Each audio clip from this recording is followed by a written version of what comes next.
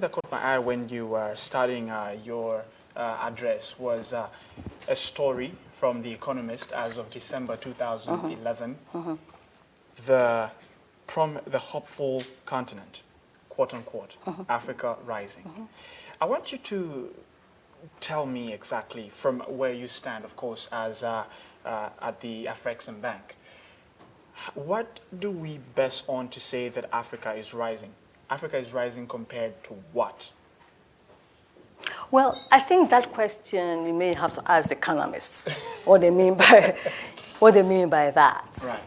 But we know from where we sit and work in Africa that indeed Africa is rising. You know, we just showed you some numbers about some, and even Andrew did the same about some countries that are on a growth trajectory. Think about how many times Rwanda has been talked about here.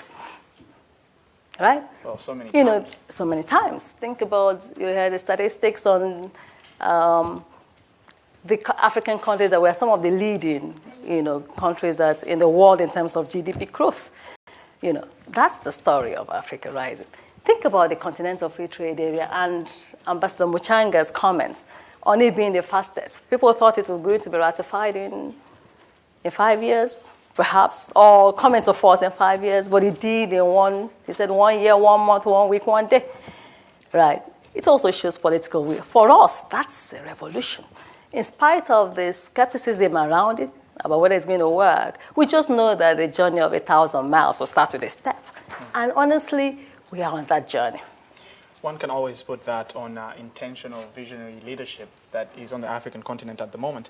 But let's drag back a little bit to PAPS, apparently something that you launched recently, and has to do with payment settlements, from a Pan-African perspective. How significant is this to intra-African trade? I think that's a game changer, for as far as we know. Remember that I mentioned the huge level of informal trade, and I think Andrew said so the same, because when you hear numbers about 170 billion, you have to add another $50, $60 billion to that of trade that is happening informally, undocumented, unregistered, of people crossing our borders just to go and buy a suitcase of woodin from Cameroon. Woodin is an African textile, to Cote d'Ivoire, and all of that. They don't need to do that anymore. A lot of the trade that is going on is informally. People will cross over the continent, I'm trying to find a country that uses different countries. Let me also use my country, Nigeria. We'll cross over to Nigeria to Niger, and vice versa, to buy cattle, or to come over here to buy whatever products that they need and pay in the local currency. Right. I said it's also a function. The informal trade is a function of institutional failures, right? Institutional failure. So what they need to do is to sit in the comfort of their shops or wherever it is and order their products, pay for it in their local currency. The seller receives their own local currency. And it's not just about trade, but also services. I talked about people can buy airline tickets in their local currencies. It will reduce the FS costs, that we now see, the cost of procuring. There was a talk about black market or parallel market or whatever you call it. Don't need to do that in the context of intra-African trade.